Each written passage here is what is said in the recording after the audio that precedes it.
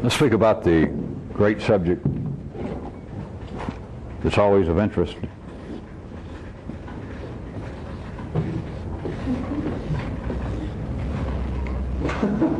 Dumbness, or, for those of you of more genteel sensibilities, a lack of intelligence.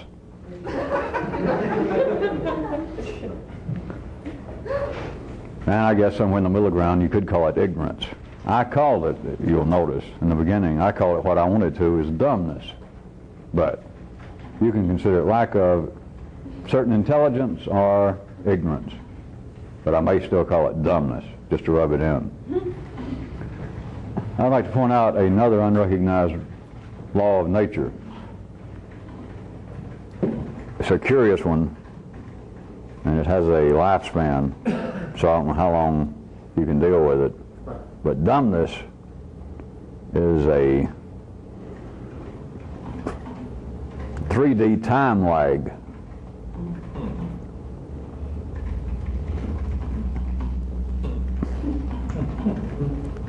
If you can see it with your head, Cox, you could even look at it as being a time shift, but it's more directly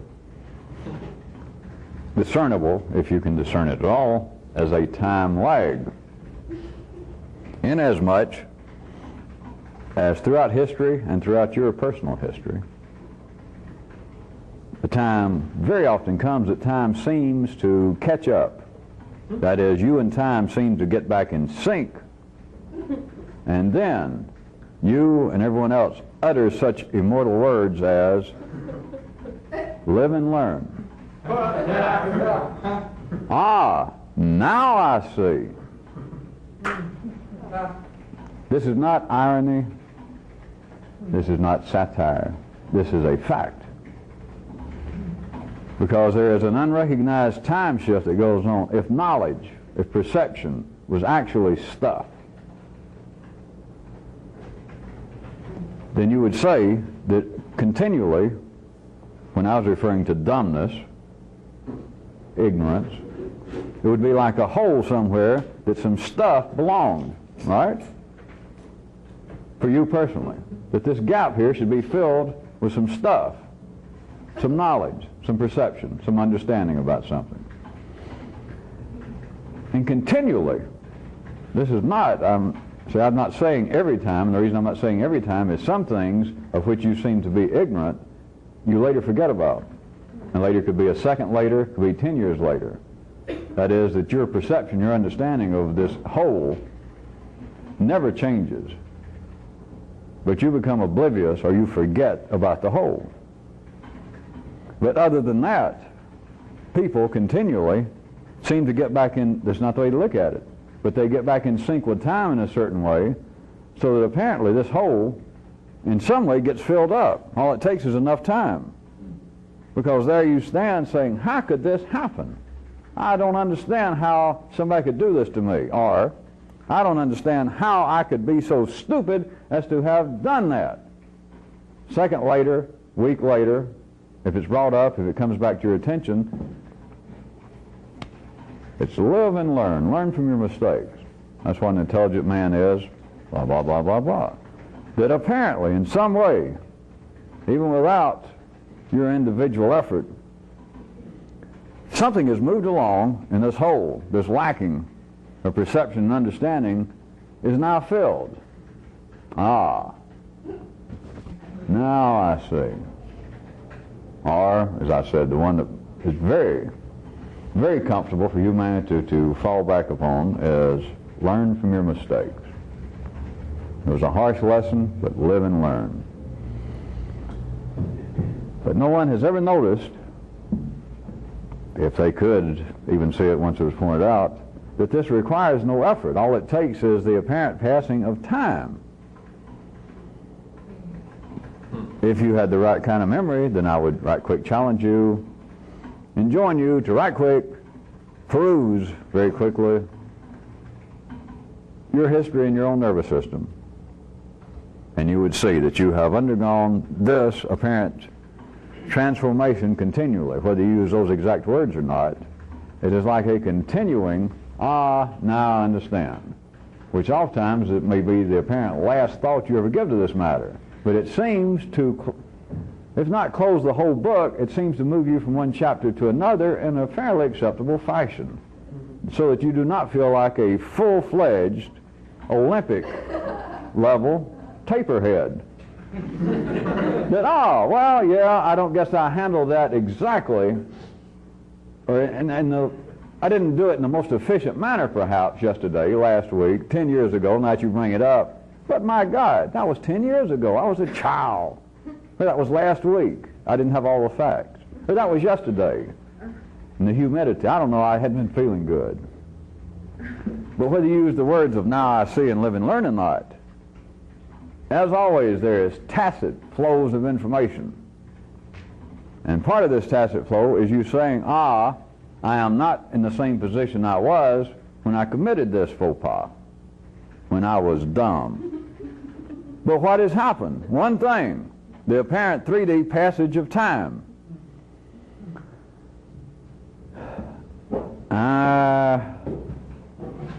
See, that shows hesitation. I have grave hesitation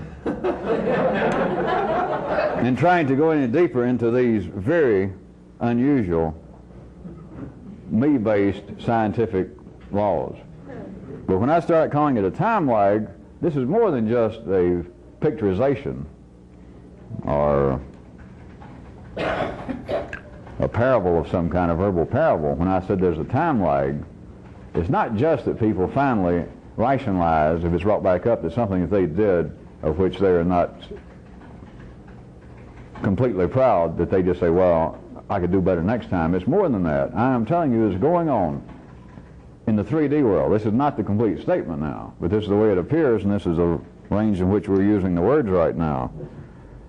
It is as though knowledge, as ordinary people call it, is stuff. And that there is this, let's call the blue line, of you running along in some area. It could just be just a little small slice of apparent time, or it might go over a period of days, weeks, years, popping up periodically. But it would seem to be your interest in something. Then the knowledge about how to do it. Let's say it's running in that direction. That's you. Your level of understanding, your level of perception, your level of intelligence in this one area. And then if the intelligence, if the knowledge, if the perception was actually a thing existing in the 3D world, the same as you exist,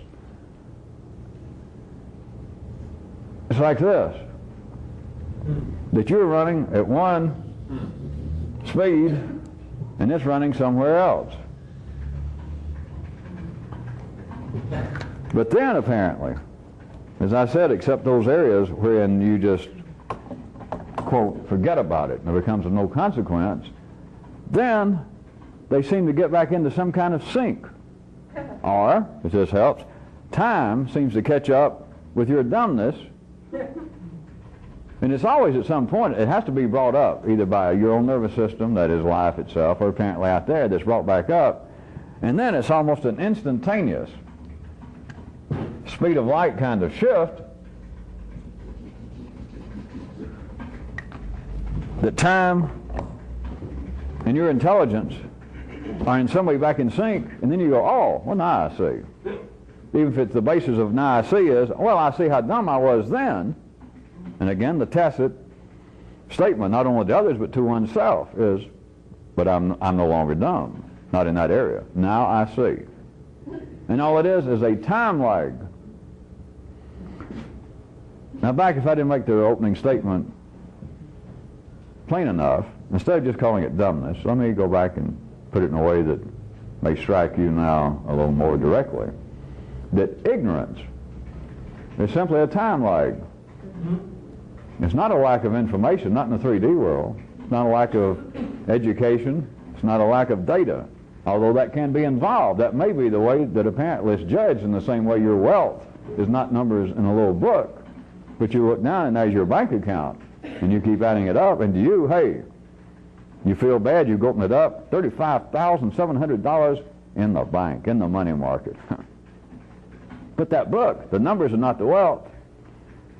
And In the same way, it may appear that lack of information, lack of certain details, that may appear to be, to you, if you're ordinary, the cause, the culprit of your ignorance in this area, but it's not. It's a time lag. That's it. You're always dumber, faster than intelligence is running.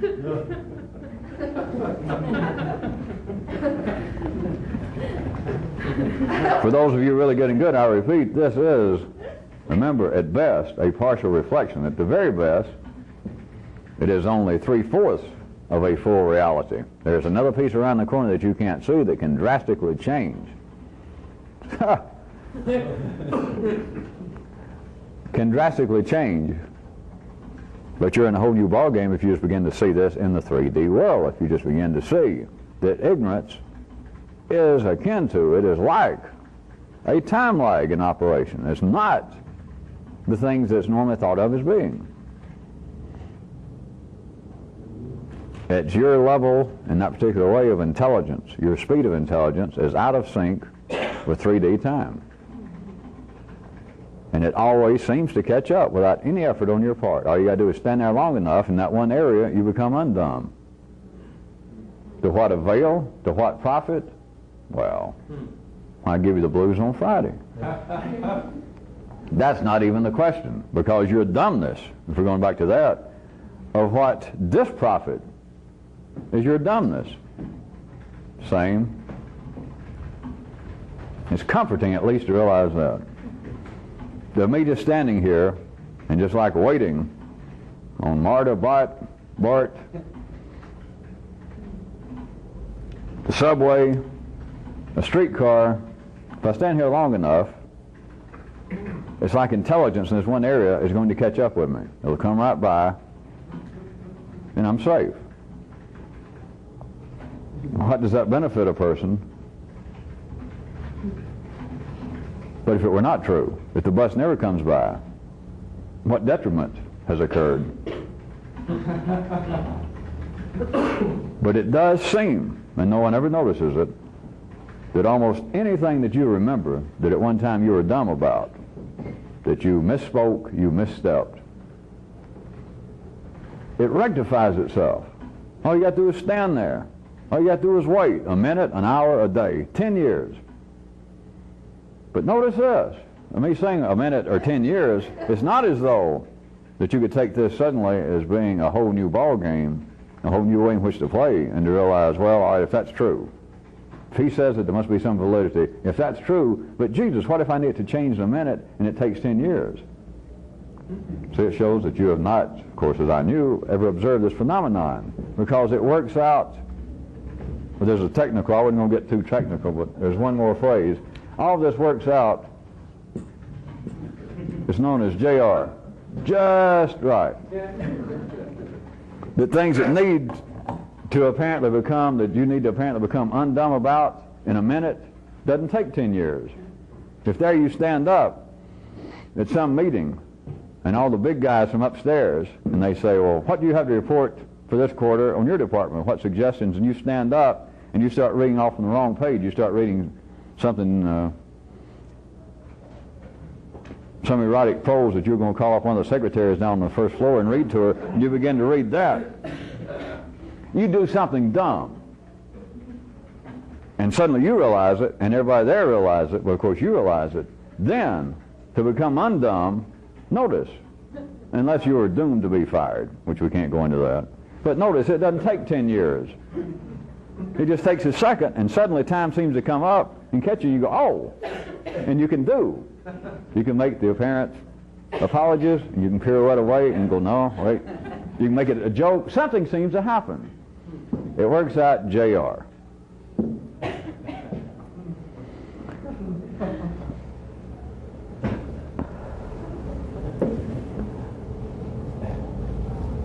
Words to these effects I have been reading in the last few years.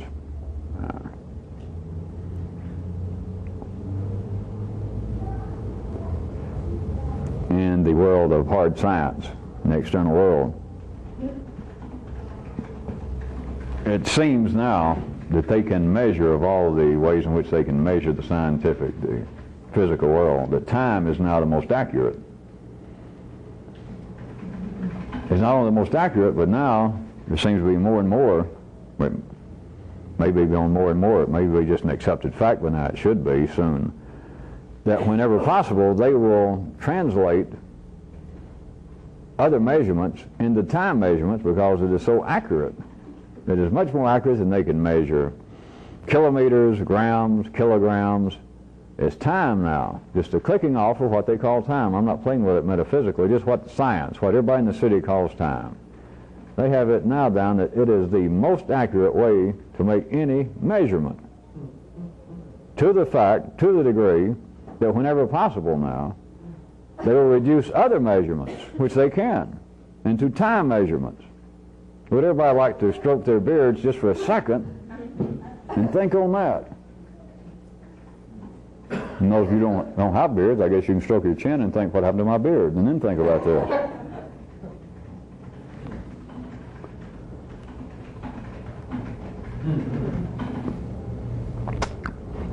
At the ordinary level,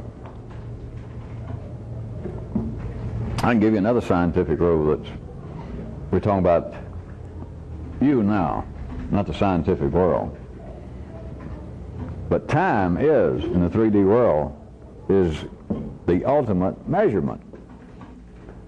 Because even though I'm admitting now, which wouldn't do me good not to, that they can more accurately than any other means of measurement measure time back in the city, it has been the last thing that seems to be of any importance to human intelligence. Whereas I have pointed out, and some of you I know get passing little glimpses of the fact that, again, not in really a strange way, it's just beyond the realm, beyond the needs of ordinary intelligence to see it, but that time is the background on which all these other so-called measurements and dimensions are made. It is time being such of an ultimate measurement, and men not knowing it, in another sense, if you can jump right quick with this, is the reason, one of the reasons that humans have memory, is because they do not have a fuller conception of time. If they did, they wouldn't need memory. But memory right now is a flawed, it's like a knockoff, it's a second-hand brand, it's a house brand of a right perception of time. And by right perception, a continuing perception. The continuing awareness that all of this is laid upon, not in 3 dimensions that I can see, but it's laid upon, it's resting on what I think of as time, and what I think of as calling time. It's certainly laid upon something else. Life is not episodic. Things are not disjointed, and things are not running in a linear fashion. One thing is not causing another. One thing is causing everything. But then again, everything is causing this thing. Human intelligence cannot deal with such an awareness. It has no need to presently, which shows that life has no need for any large numbers of people to. But I thought that some of you, to show you had read such matters, might find of interest that even in the ordinary world of city life, that time is now the most accurate measurement. I guess it has been now for a few years. It's not just a brand new discovery that they made or that I made that they had made. But you ought to think about that. And that they're now, whenever possible, and if they get much better, they're going to drop to whenever possible. But right now they look at it as wherever possible, whenever possible, they will translate and reduce other measurements. What you think of as the 3 hard measurements. They reduce those measurements into time. They can reduce distance to time, weight to time.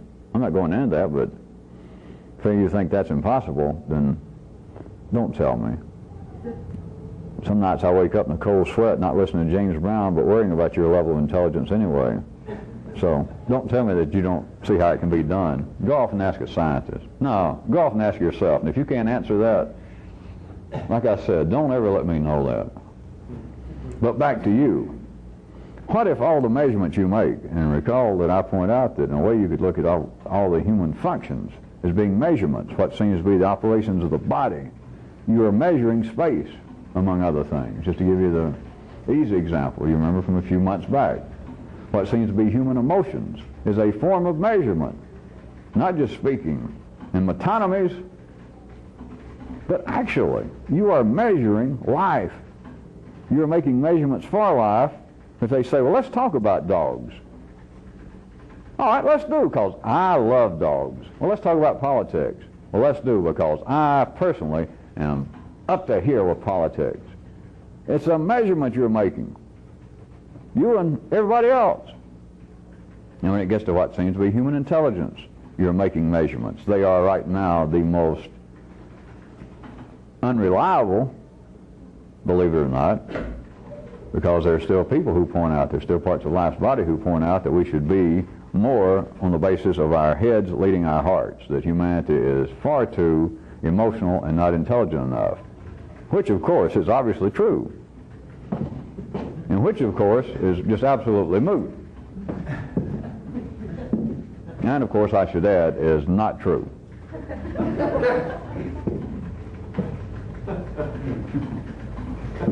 But in the 3D world, time, not just in the city, not just in physical scientific matters, but time will be found by the time you reach velocity escape from just 3D intelligence, that you will see that time was the ultimate measurement, because it controlled in a sense.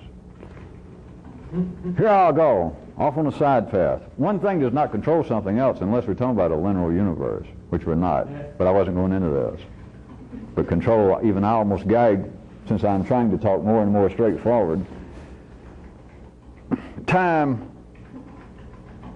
greatly influences. You can deal with that, can't you? Greatly influences.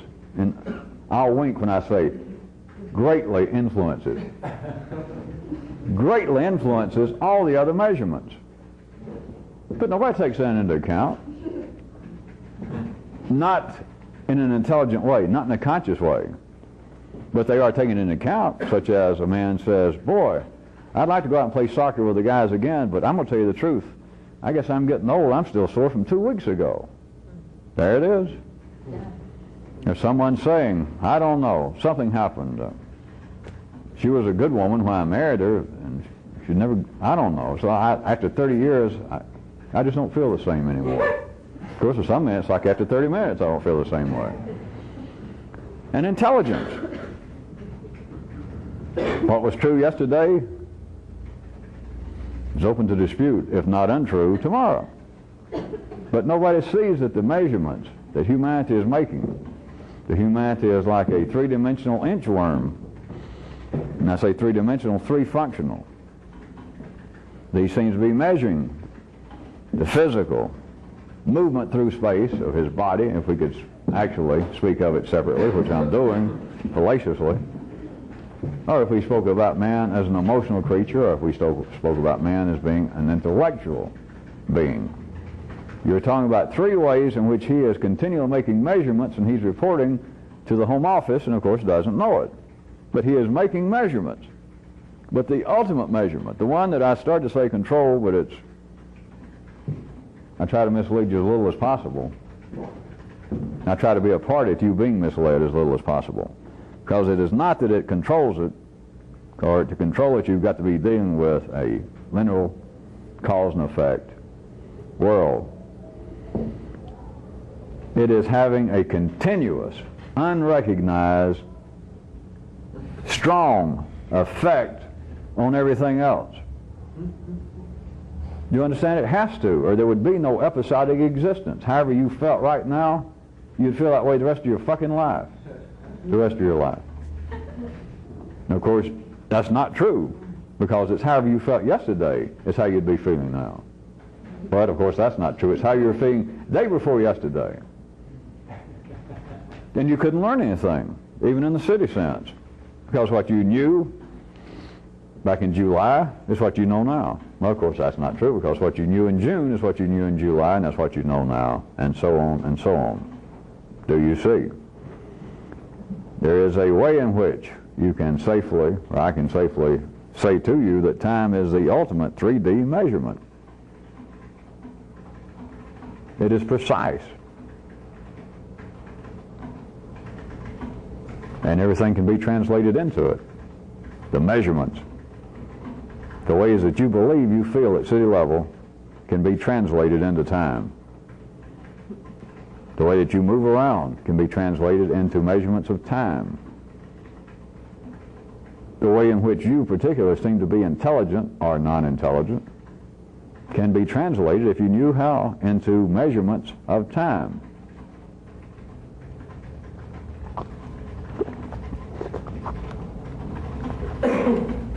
There is going on now, I notice,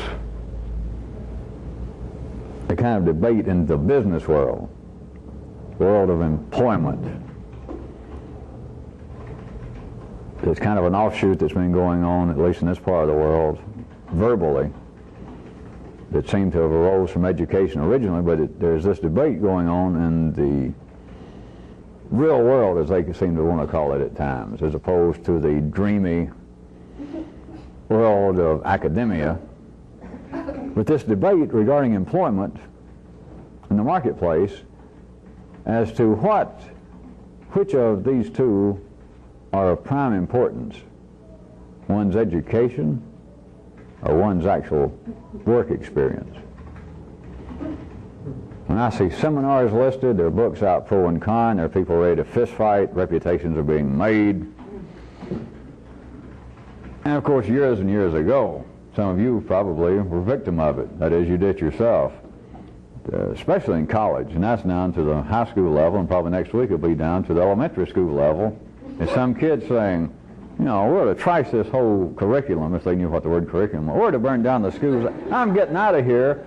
What does history have to do with the real world? I want to be an armed robber when I grow up. What good is history going to do me? I want to be a football player. I want to be a rock and roll musician. What in the world do I need to be reading sociology for? Give us a break here. What's that going to do for me out in the real world? All right. That's one of the first times that it seemed to become very verbally visible. But now it is into what they consider to be even a more serious area. Those who have graduated from school, those who have dropped out of school, those who are contemplating terminating their education before they get a degree, as to what is this going to mean when you go out and you apply. What has been your interest? Well, it's always been in technology, especially the space industries. Well, sir, what do you think is going to happen?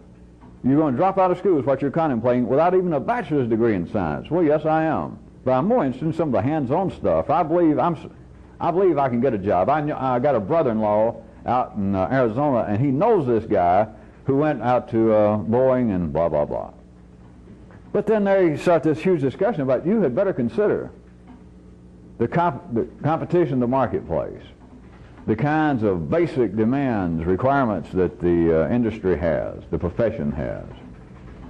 And then the other side of it is, all right, nowadays, we're dealing still with outmoded, this is one of the arguments, with the outmoded university curriculums having to do with, no matter what they call it, still too closely rooted to the old liberal arts, growing out of the early days of men becoming literate, handwriting, literacy, just becoming in native tongues, not Latin and Greek, but in native tongues in Western Europe, of this happening, and we have never escaped from it.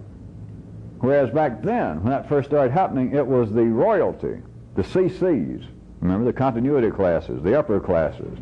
They're the ones who did that, and they didn't have to work. They could lay back and have some man or maidservant bring them grapes and a drink and coffee in the morning, and they could have a tutor come in and tutor them, not only in the history of the Greeks, but in the native tongue. But it had nothing to do with the real world. But it has held over. We got to break away from these confining, unprofitable shackles, because now we need to be teaching our little children, these little fine nippers, we need to be teaching them hands-on work about how to run a computer, how to mop a floor, how to drive a cab, and they do not need to know anything about Homer and the Iliad and history. It's a waste of time. They know it, we know it. You do know I'm bringing this up for some reason. It has nothing to do with employment. It has nothing to do with what's going on in the city, really, other than insofar as it's always a nice shadow play reflecting off what you should be seeing in your own brain, and it makes shadows out there, and you think, oh, that's the external world. That stuff's going on out there too. Notice two. Notice two.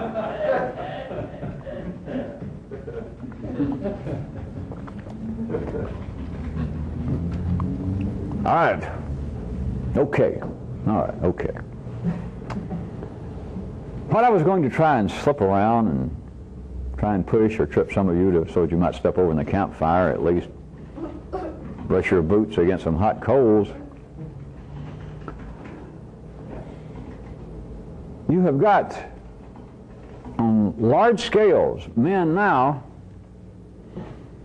in a sense, trying to insulate themselves from the idea, and in some instances even the possibility, that intelligence may be of some actual significance now. Think about it. Well, if that was too oblique, how about this? All of you. I keep always saying all of you. I assume all of you are semi-literate. There is, in the forefront of intelligence on this planet, ordinary intelligence, the Western world, the areas of technology and education, there has been not just a running debate. One side is actually winning now, as far as I can see, and I can feel it.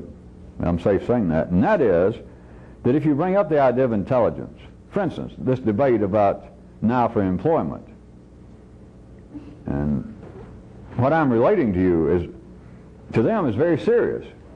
It is not just a matter of whether you're going to make X amount of dollars per month on some job or be able to increase it 20%. They're now pointing out the way that the world is being restructured and whether we're moving away from hard goods, mining and manufacturing into service industries, and how many jobs that only a decade ago were gold mines, that men were making $40 or $50 an hour in steel mills, and now they can't get $1 an hour because the mills are closed up. There's just simply nothing there. So we're not talking about for the next generation, for their children. They're not just talking about theoreticals of, all right, are you going to get a job like in the steel mills like your father make $50 an hour? Or are you going to fool around with drugs so they won't let you in the union? Or are you going to make a matter with the plant, or you do something and end up doing some old crummy job for $5 an hour? It's not that. To them, it's almost becoming a matter of life or death. Are you going to actually be able to compete in today's world? And if you do, the serious battle that you've got to consider, the alternatives is either education, and if you don't have that, the only other thing we're talking about, you're going to have some kind of job experience. So there's the two possibilities. There's the two things you have got to consider. Notice, not one mention of intelligence. Not one. I'm going to give you another second. Because too many of you think you're missing it, and the rest of you, too many of you, think, oh yeah, I see that, and you don't. The question does not arise. It's education, that you've got a degree. You've got something that you can go into a job. You've got something you can go into the city, in a sense, en masse to the city, the marketplace of the city, and you hold up, I got a BA here in science. I got a master's degree. Or you walk in and you say, all right, I've got this resume, and I have had 15 years at the 12C level of under management in this field, with IBM, I might add. That are one of the two. It's got to be one of the two. Nobody mentions intelligence, nothing. It does not arise, it doesn't come into conversation. Now, there's a way in which you can see this. And you got to really deal with a kind of four-dimensional Klein bottle, because apparently life is working, and I keep describing, while warning you that it's not that simple, but that life moves, that you have moved, that there is this kind of evolution. In a lifetime, there's been the evolution of humanity, that the nervous system is growing more and more. The predominance of the nervous system, the way in which it is analyzing, using, and transferring energy, is at the higher end, what seems to be the brain, the intelligence. Coevally with that is now, it's not anti-intellectualism, Because notice, in that one example I just gave of them saying, all right, we've got two areas to consider that's going to cover it. We're either dealing, if we're going to discuss this, and what you've got to consider, my young friend, is a matter of education and or versus practical experience. Notice, they didn't say anything that was anti-intellectual. It simply did not arise. Now, in a wider area is where I started out this subparagraph, that if you can begin to glimpse what's going on around you, if you can begin to see it, and it's not brand new, it's just taking a new form, and it's a weighty form, I wouldn't bring it up. It's not just for historical interest, but there's a way in which you can see that it's as though large segments of men, intellectual men, are trying to insulate themselves from what would appear to be any feeling that intelligence could be of some importance. And how I was going to try to underline this, let's turn the tape. Remember where I was? I was going to point out what had become one side winning what had been a debate. A few people riding by seeing these tapes on horseback for the first time. What I'm apparently speaking about is not actually the subject of what I'm speaking about. I'm trying to remember that. But it's at least 20 years ago, there arose the beginning of serious questioning, that is from people who had credentials back in the city, of intelligence tests. And the debate has ranged for at least 20 years, and now, as I said, one side is winning. Right now, in time. And that side now says, we're talking about educators, we're talking about people in the city considered to be the intelligentsia. It is now the majority opinion that it's impossible to measure intelligence. Think about it a second. That's from the leading intellectuals of the city. Think about it. Try. All right, I'll point it out. If that's the true intellectuals of the city, they would know that you can measure intelligence. And just over the weekend, between cutting grass and having martinis, a couple of them could sit down and devise a way to test intelligence. This is not, by the way, as a real aside, this is not to say that the previous test didn't do a job. But they're now absolutely, well, in the main, in that area, they're now rejected. The common wisdom now is, among the uncommon people, that is the intelligentsia, psychologists, educators, the common wisdom is now that, well, you can't measure intelligence. As a good Baptist minister would say, I got to say, friends, that ain't true. It may be true for them. But see, they don't know the difference about, hey, let's talk about dogs. They say, oh, okay, I'd love to because I love dogs. They simply are falling back into that good old would-be city refuge of saying it can't be done. And if they had a good kind of red circuit run person who had such interest, he'd come up and kick them in the dire ear and say, what you meant to say was that you don't know how to do it. And they'd have to go, oh yeah, that's what I meant. That's what I meant. It's not what they meant. The common wisdom is that you cannot in some way measure intelligence. They can't. But notice the kind of ways, the devilishly beautiful ways in which life works, that there they are, the ones speaking for intelligence, the ones speaking for testing, the ones speaking for education. If they can't do it, don't jump now. Don't jump and say, well, if they can't do it, it can't be done. Tut tut, see? You might as well be a person on horseback. If they can't do it, it means they're not what they claim to be. Because the intelligentsia, those who are the intelligent ones, could certainly fashion a test to measure intelligence, if indeed they were intelligent. And of course, I'm suggesting to you that there are forms of intelligence and then there are other forms of intelligence. And the latter is not a plague running rampant in the city.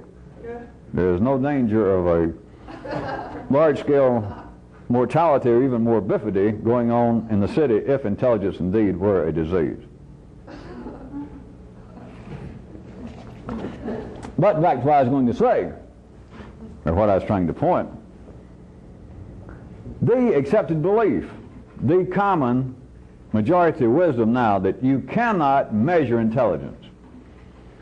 And what little I keep up, I know that the IQ test, the Stanford Binet or who it was, such as that, are now just considered almost relics of an inquisitional intellectual era in our history. They're spat upon, they're looked at as being prejudicial, as unfair, dumb, useless, prove nothing.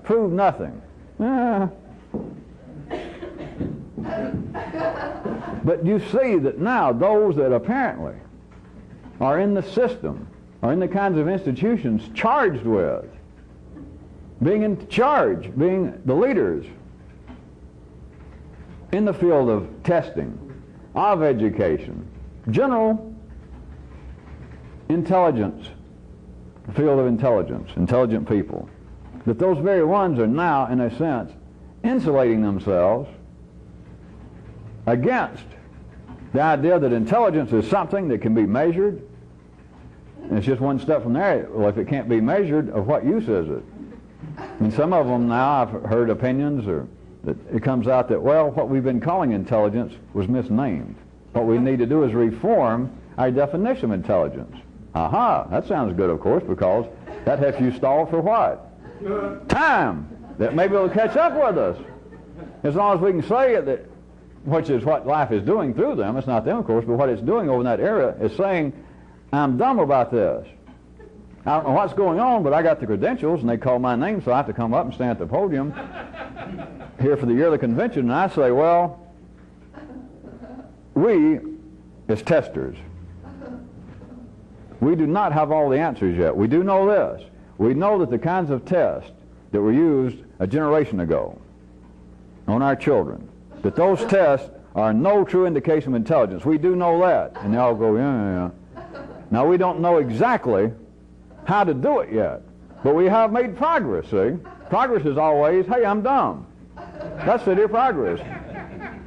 That is, back in the 50s, they thought that those things proved something. For those of you old enough, you took it, and if you failed it, the teachers and everybody looking at you like, well, you dumbass. It proved it. But now, and everybody accepted it. Teachers, you, your parents would take up drinking as if they needed an excuse, that my child has an IQ not much greater than my shoe size. But now, it appears, running along this linear flow of time, that time has passed, and these people have now become more intelligent. And how does it manifest itself? It manifests itself by saying what we did in the past was not correct. We don't know what to do yet. In other words, we're now dumber than we were, and it's progress. But it is, in another way, if you can jump back into the mainstream, assuming there is such in this, it's as though now they're trying to insulate themselves from the possibility that intelligence, as it used to be called, that now they have jumped ahead into dumbness. And they've left behind what they need to know. That is, we don't know. We can't measure intelligence. The way we were trying before failed. Nobody can tell you how, but it just failed. And yet we don't know exactly how to correct all of the errors, how to take care of all the glaring omissions in the testing, which nobody knows what they were. But it's as though now we are going forward because we're ahead of our own dumbness. We're ahead of what we know. We're now over in the area of dumbness. The time lag is at work. But more specifically, in this subparagraph, I was trying to get you to see that there is a way in which not just the general population of Philistines and barbarians and artists, but up at the top of the pyramid in the city, just at the ordinary level, of those apparently of the intelligentsia, they are being forced, in a sense, to try and insulate themselves from the possibility, from the notion that intelligence really amounts to much. Education, that's what counts, having that degree. Or you got to have job experience. If not, you're done for in this life.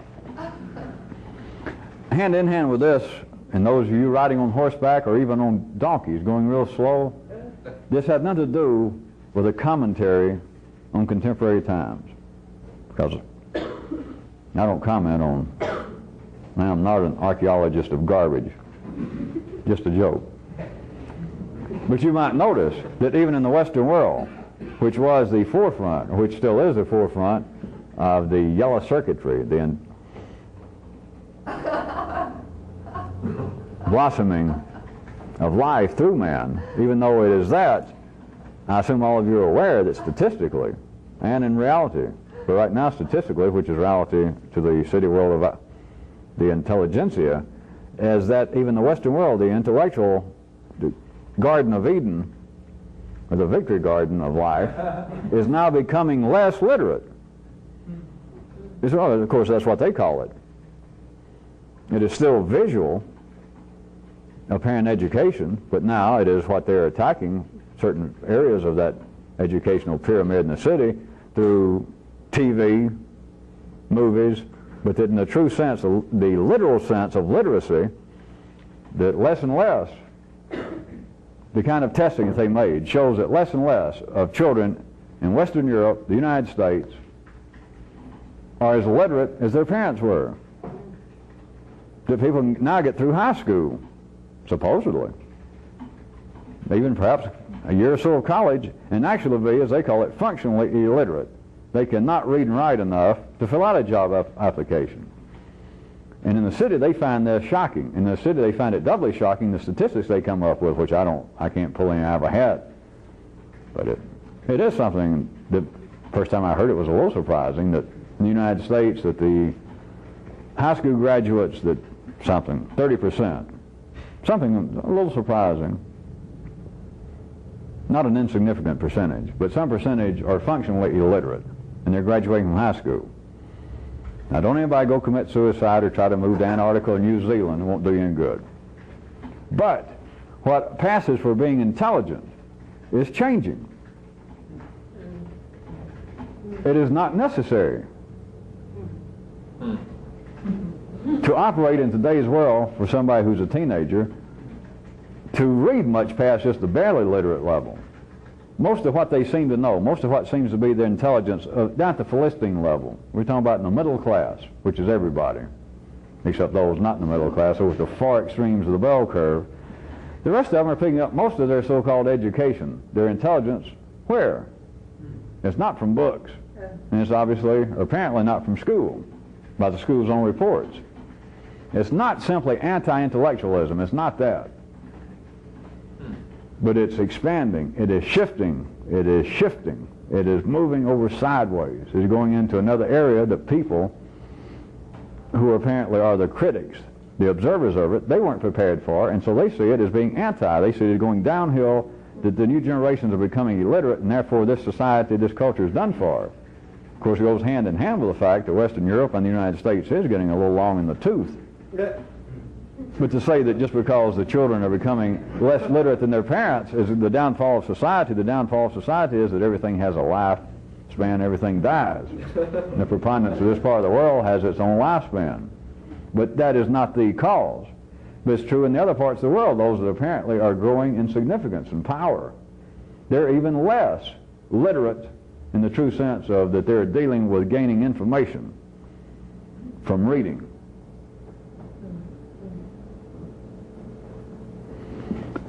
Thusly, part and parcel, not one is causing another, but the phenomenon manifests itself in a particular way. Since I've been talking about insulation, it's as though those apparently that are the intelligent ones of the city, those entrusted with encouraging intelligence and activities that apparently would feed intelligence, and themselves are acting in a way by refusing to admit, by proclaiming as a fact that you can't adequately measure intelligence. That is a direct form of trying to isolate yourself, to insulate yourself from the idea, from even the possibility that intelligence may be of some real pressing significance. They say it is, and if you say, how'd you get in the position where you are to be a vice chancellor of this university? Education. You've got to feed the brain, you've got to feed the mind. That's what's wrong with the young people today. But do you see that coevally with that, they're serving another purpose for life while saying that? They're also manifesting through their own behavior and through their own apparent intelligence an attempt to insulate themselves that intelligence may actually be of any significance. Well, try.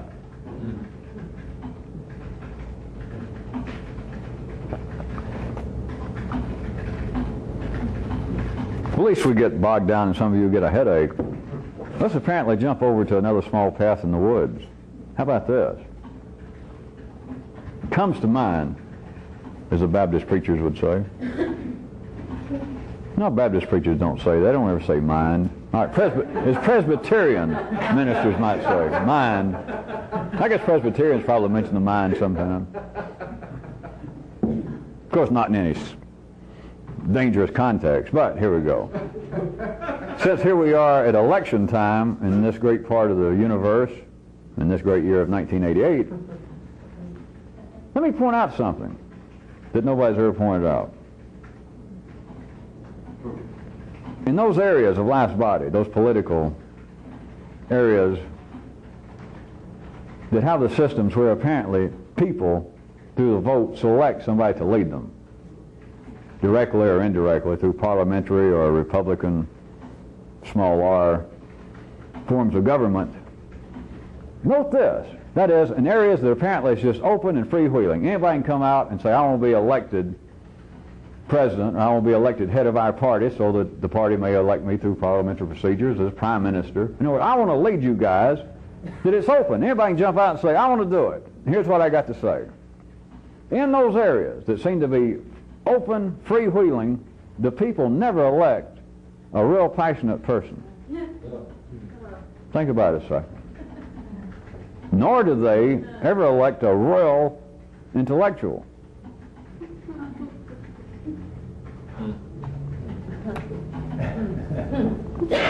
Comma, comma, comma, comma. That's not the end.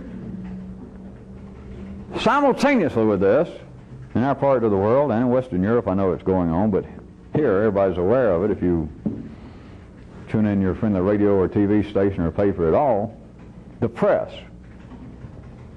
I'm going to use them as being critics, observers, supposedly to some degree objective, mouthpieces of the people, observers that have the power to pass along their observations.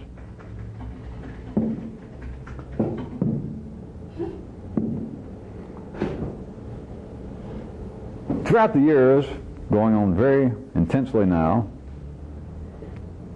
there's several observations that they singularly and collectively continue to make. One of them is they continually bemoan the fact that they say the candidates never address the issues, that they'll end up dealing with personalities. And a man in an expensive coat and a D.C. haircut will get there on a network show and announce this as though he had just suddenly stumbled up on Mount Sinai and God, for the first time, said, look down there, that those guys are not discussing issues. As they're not being intelligent, they're down there doing some kind of mundane political mudslinging. And the guy will stand there, or he'll turn to his partner. They always have two. Notice nobody works alone. So you already forgot that. They always got to have at least two. They say, here's our leading expert, NBC, CBS's leading political expert with all the educational, man's got a PhD from Georgetown, and 34 years of experience. So he's got them both. Didn't say a word about intelligence, but he's got experience and he's got education. And here he is, you tell us your perception. What's going on in this race? And they say, well, I'm glad you invited me here, so-and-so. And the camera backs back. And it's not just him, it's him and his partner, the guy that introduced him. It's never one. Always remember that. But at any rate, then he says, I'm going to tell you what. The people are bemoaning the fact, or I'm bemoaning for them, but they are sick of the fact that these candidates, 2, 3, 5, 10, from none of the parties will discuss the issues. That is, what he's saying is they will not operate on the level of intelligence. Because when they say issues, what life is referring to through them is matters that could be formulated in ways that the yellow circuit could deal with in a reasonable, a logical fashion. That is, that you apparently can get down to 2 and 2 equals 4, that apparently you can put a period on the end of a sentence. Remember, reason. That's what it is. Apparently the end of one level of intelligence, or one line of thought, which is one line of intelligence. The smarts ran out and you came to a conclusion. The man says the people are sick of it. Why don't the candidates discuss the issues instead of dealing with each other on the level of personalities? As though that was the first time this ever happened in the history of humanity. And then they will say, they'll look dead at each other and at themselves and the camera, serious, looking as educated and as experienced as they can. And they'll say, I travel all around this country, and I can tell you this, Chet, Bill, Fred, Mary, whoever they're talking to, I can tell you this, the people have had it up to here. The people don't give a rat's ass. Do you see, or have you ever read in history, all the way, let us say, from the Greeks right up until today, that there are mobs out in the streets waving banners saying, we're sick of you people not discussing the issues? The only political races, that is, in areas apparently where people can select somebody to play the dominant role, to be their leader, the only time that they show any great interest is when they are down dealing with what seems to be on the basis of real personalities. See, or have you ever read in history, all the way, let us say, from the Greeks right up until today, that there are mobs out in the streets waving banners saying, we're sick of you people not discussing the issues? The only political races, that is, in areas apparently where people can select somebody to play the dominant role, to be their leader, the only time that they show any great interest is when they are down dealing with what seems to be on the basis of real personalities of, hey, to hell with you, and the other party hollers, well, screw you too, you're a crook, yeah, but your mama's a bigger crook than I am. Then people will turn out to the polls. Then they'll go out in the streets and show up and wear their buttons and wave their little flags. But if indeed they operate on the basis of, quote, addressing the issues,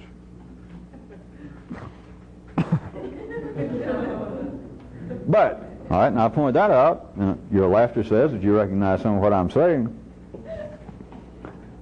Even though that's true, now look, I'm just setting you back up to knock you back down, to knock you sideways. The people will not elect, normally, a real passionate person. Passionate people get in control, it is not through a true, free election of some kind. Not normally. The even small-time demagogues that seem to show up, the Huey Longs in American history, the Herman Talmadges, the people that just seem, if not to some group of people's thinking, to be an absolute fanatic. They're like a minor league fanatic, and they're maybe dangerously close to graduating to the big time. But the people who are passionate, for those of you who don't know the history of Huey Long, I guess is one of this country's great ones. The man could get out there and stir up a crowd and holler about conspiracies. And it's the little folks against the big folks, and the way they're taking advantage of us. He's not addressing issues. All he's hollering is, life sucks, don't it? Well, yeah, elect me. Why not? Because he hollers, life sucks. Look at those guys go by over there, the people we're running against, those guys in office. And of course, there are only two political parties. Now, I've told you people this before. There are only two ideologies. You can forget all the stuff about socialism, democracy, communism. There's only two partisan groups in the world, those in power and those that want to get in power. That's it. That is it. But a guy who is passionate enough that apparently can stir up crowds and people rush to support him, normally, they are an absolute anomaly. They're an anomaly. And if you're halfway, not even intelligent, just halfway educated with a decent memory, you know that. Passionate people do not get selected. Life does not bring them up as leaders. And yet at the same time, it does not bring up truly intellectual people. What do you make of that? Now keep in mind that at the same time, it has other parts of its body, like the press, political critics, and observers saying the people are sick of them not addressing the issues. They will not attack the problems of contemporary life in an intelligent fashion. Or, at other times, they'll holler, we'll ignore this people over here. Or we've already got this crackpot fringe. They're not intelligent enough. We got a few rebel-rousers over here that got away with a word. Some of these silver-tongued devils can scare up a crowd, but we don't need that kind of radical thinking.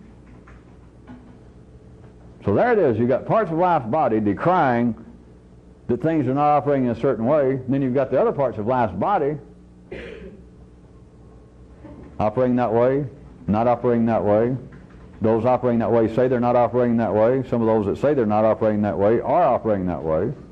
And those who say they're observing it and they know right from wrong, or this from that, don't know this from that.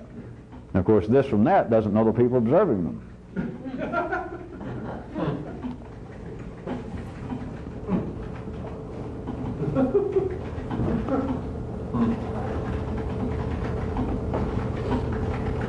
Something else from night before last. If you recall, I gave you another unknown rule, a law.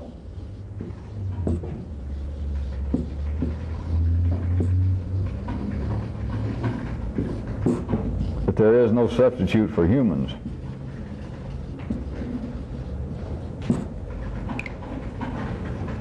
See, someday you can tell your grandchildren that you remember the first time you heard that 50 years from now when it's a known fact like gravity. Of course, there won't be the same kind of humans like you around then to think, well, hey, that was something. Because the ones around now, if you say, I was around when I first heard that, and your granddaughter go, hey, chill out. Chill out and turn on the fourth TV set. I don't have time to hear that.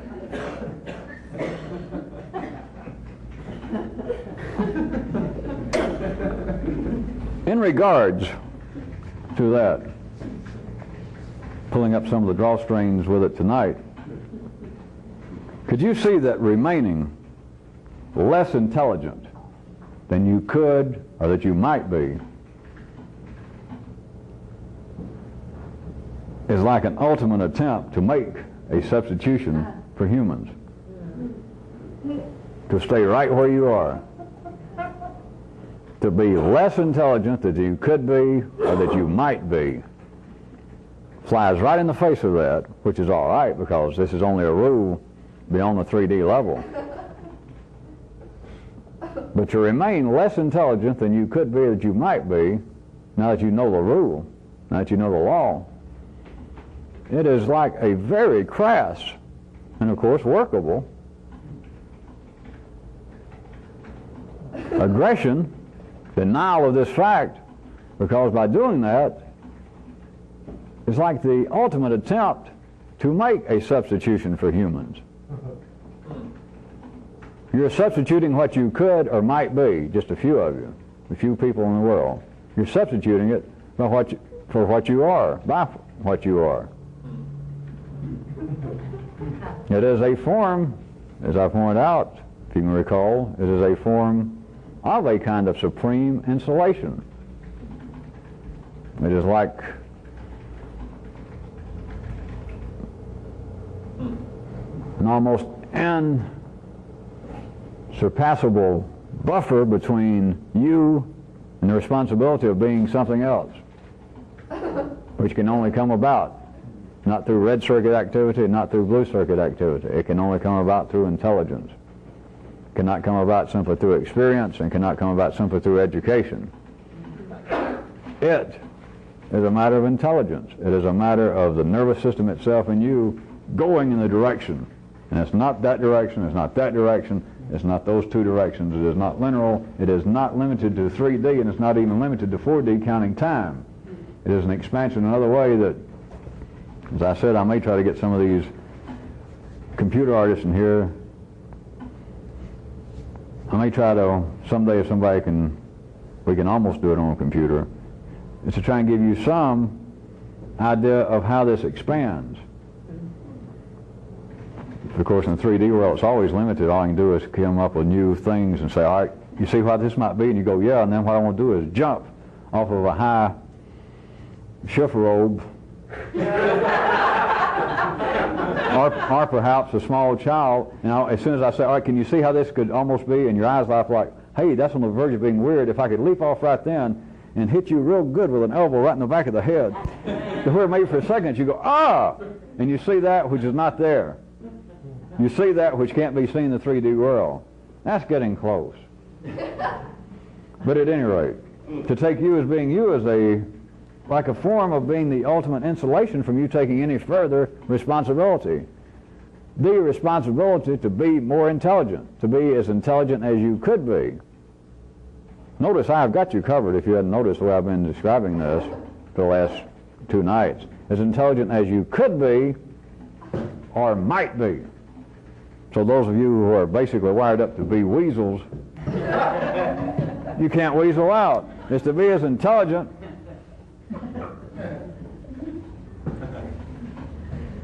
as you could be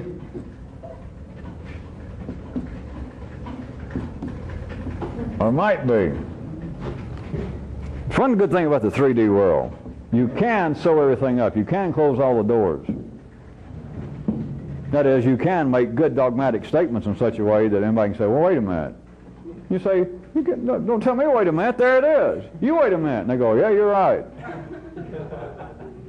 It's like the old, if they buy the premise, they got to buy the conclusion. If you're going to play my game, I know who's going to win. If you play my game, I make the rules. Which I'm not talking about me and you, I'm talking about the intellect. I'm talking about intelligence as it operates in the 3D world. That you can always close all doors. You got people inside, you say, come in here, and they walk in a second, and you can close the door on them. You can always do that. How do you think you got to be where you are? I don't mean here. How do you think you got to be you? You stepped through a door, and they said, it's you! And then life closed the door, and you were stuck there. And ever since then, you stayed there in that room, and you got no choice. It continues to reverberate, not the voice of God, the voice of life saying, it's you!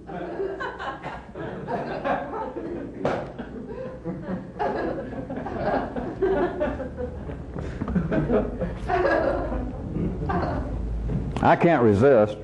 That's a figure of speech. I'm not going to resist. Concluding by pointing this out, people like you, in general, perhaps either experience or you are directly exposed to, and you are primed to fall into what I could refer to as being the grand, non-individual insulation.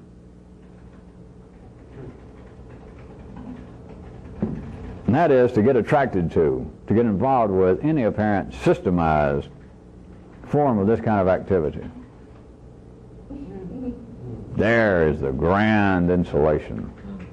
To find someone, and I can start thinking up names of some of these, and it doesn't matter, I'm not picking or singling any of them out, but to become a Sufi, to be involved with the fourth way, to be involved with theosophy, or things I don't know about, what's going on now, some New Age something, named after the founder and the leader of it.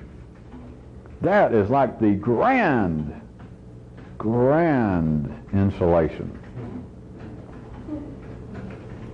When I asked some of you to consider, a few nights back, I said it somewhere this side of either semi, hemi, or demi, facetiously. You know, I said, what if this kind of thing, when this kind of activity in somebody like me pops up in history, what if this is not actually the thing that you think it is, or even the thing that it seems to be, but that this is what life periodically pops up. Those of you who weren't in the service, not on the range when they'd put you around, the pop-up potential enemies, and you had to practice your reflexes of firing at those who are actual enemies, and etc. As this pops up, it is like a, I guess you'd call it a form, at least intellectual, of a trompe-l'oeil, that you think, yeah, this is it, and life just pops these up every now and then to keep you from actually looking somewhere else. Then I decided I better come back, if you remember, a couple of nights later, and I said, listen, that was not some kind of veiled hint. I didn't mean that that was true. I wasn't even hinting that could be true. But you should consider that it could be. That is, at your level of intelligence, at the operation of the 3D world, there is no way to say that that could not be a fact. Of course, in the 3D world, there's no way to not say, well, hey, this is insanity. This is just absolute Looney Tunes, Nutville. We're the nuts. Everything is usually all right in the city. It's us. It's the people in the city. They all know what's going on. The rest of humanity is laughing at people like us trying to figure out what's going on when all of them know. Guys drunks in the street, my Uncle Charlie, the Pope, the President. Everybody knows what's going on except us. So you can't disprove that if that's all the intelligence you got. And I say you can't disprove it. If you're back at city level, that is, using reason and experience. But remember, reason is the end of one level, one line of intelligence. So none of this can be disproven. But beyond that, I want you to, I'm not, again, giving you any kind of veiled hint. I'm just stating it outright, and I hope that some of you might get something from this. Not an attack on any group that you were ever heard of or that you were ever involved with, but you see that life can use as keeping you from looking somewhere else, you and other groups of people from wandering too far astray from the mainstream of life, by having this activity, whatever the hell this is, to apparently always be available, to systemize forms of it. They're always there, always. You don't have any trouble finding those. It's this kind of thing, if there's any need for you to find it, you guys admit it's not that easy to find. It doesn't advertise, and etc. But the formalize, the systemize, and of course they got to have a name, but it's a, you understand, it's a small institution. And I say systemize, is a form of insulation. It is like the grand insulation that you get there, and it's like, phew, God, I'm tired of walking. And you can sit down. All right, I'm a Sufi. I'm a follower of so-and-so X. I'm now an Xite. I'm an Xe. Can you see that's the grand insulation? It's feeling like, well, I have wandered off from Egypt, if I may use Old Testament allegory, and I don't know who's going to stop me, except me and my sense of good taste. And I'm going to wander out of Egypt and go through the deserts, starving, praying for food in a homeland, and I found it. Ah, Swami so-and-so, the Hare Krishnas. Whew. And they say, come in, you found home. It is the grand insulation. And they're made specifically for people like you. That's the only reason they're there. You notice they're not big. They can get thousands or hundreds of thousands. They can die out and then no one pops up. But they're never the size of a religion. They don't become, as big as a fair-sized city in Alabama normally. But they're there if you need them. If you got to have it, you'll always find some group. But I'm talking about a group now. I'm talking about a systemized, living, moving about little circle of insulation, and you can be, you sucked in the middle and then you can sit down. That you're out of the wandering stage.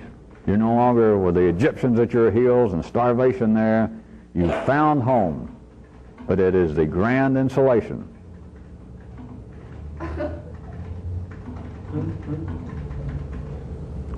See, I'm pondering whether to close with a witticism to let some people off the hook with that so it doesn't sound that harsh.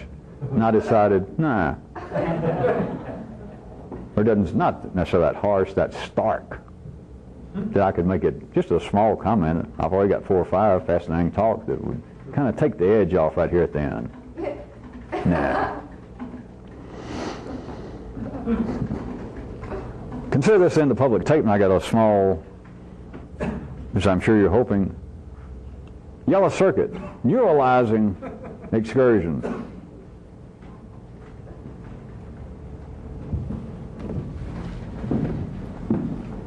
Ah. Does that cut off the camera? Does it always cut off? No. Can you do both? I'm just curious.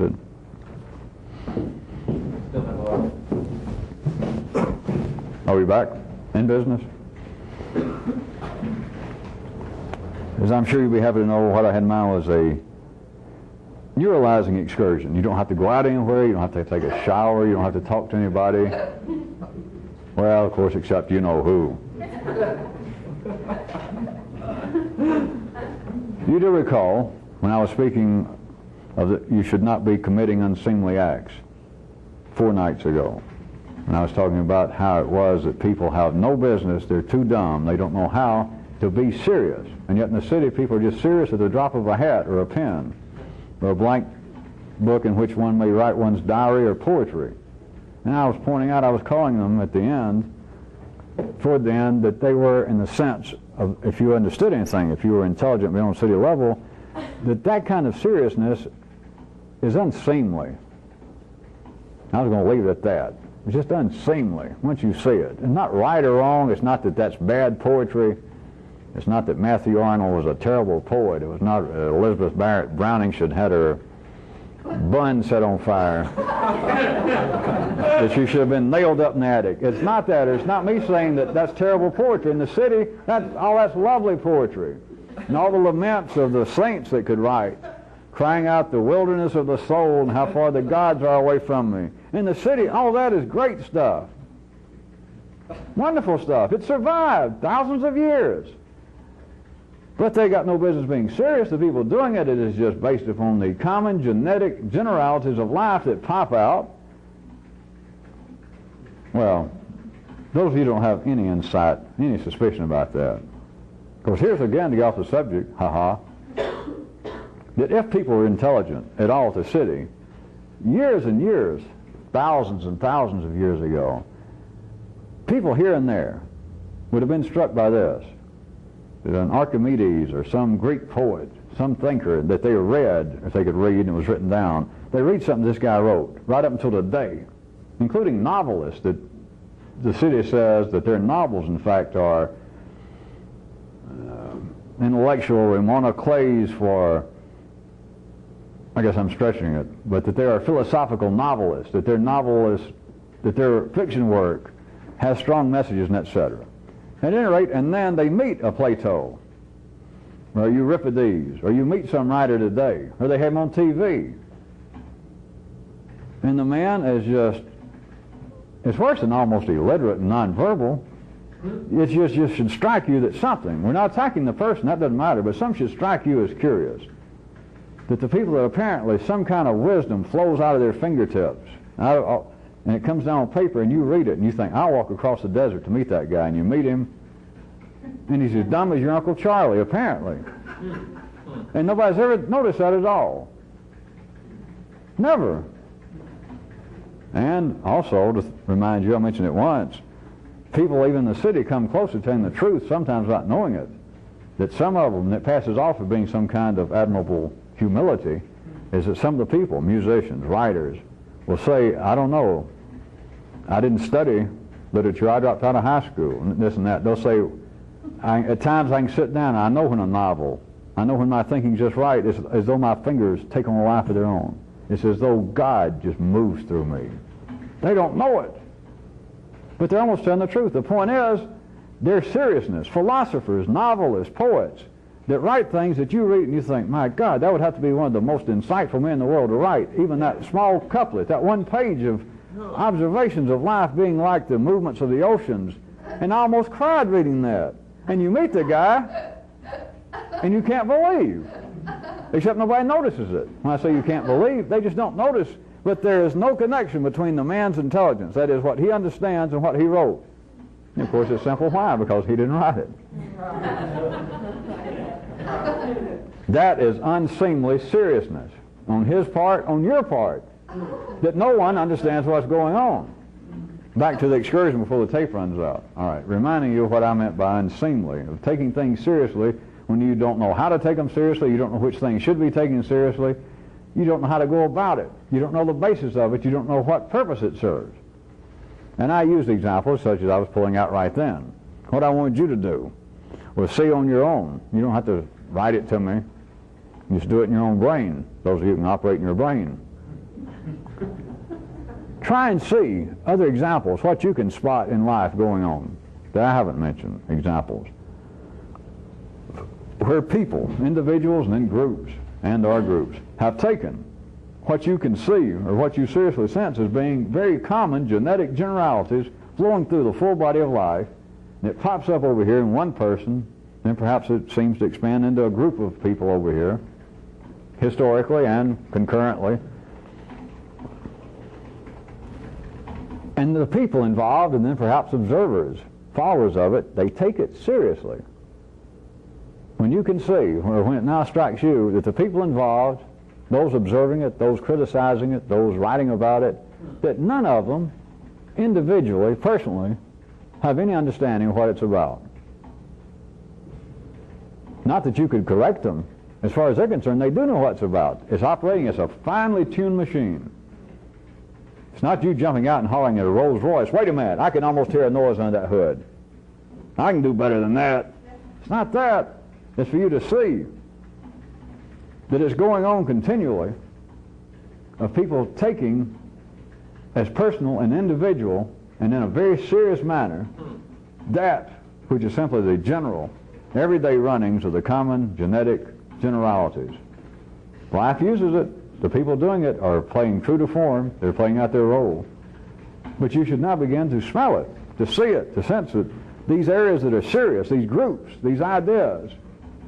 And the people involved don't have any more idea what's going on than Alexander Pope could if we dug him up and you repeated some of the things you had read, that you recalled all the way from you being 17 years old.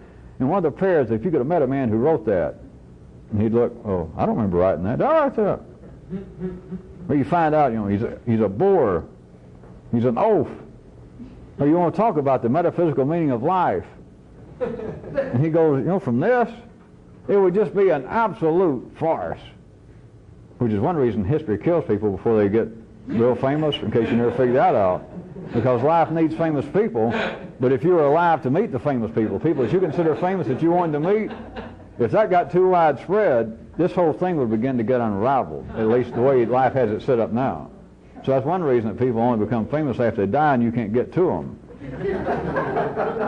Because if you had any intelligence, if a lot of people begin to get intelligence, you would be, may I suggest this, at a bare minimum, you would be sorely disappointed. Of course, if you're at city level, you would not be sorely disappointed because I just pointing out, nobody notices it. They have on a famous thinker, a man whose novel, dig up a Herman Melville, probably the greatest in the Western world, what they'd say of an allegorical novel that touches at the very roots of the existence of man in relationship to himself and the world and blah, blah, blah. And you'd bring the man on, and if there was any intelligence, people would listen to him. If you bring him up to a talk show, and the sales of that book would go, they'd be wanting to pickle him in a jar. People want to discuss. At first they'd think, hey, it's the Howard Hughes scam all over. You're not the guy that wrote this. And then they find it is. And they think, Jesus, the whole world's going crazy. We got to examine this guy. He's got to have some other personality. Because this guy we're talking to here, he couldn't have written that. Sure he did. But notice, things are JR just right, and nobody ever notices it. That you can pass for being extremely intelligent. Not just you pass, you're accepted as being extremely intelligent, and you're not intelligent at all. But remember, you can't show someone dumb how dumb they are.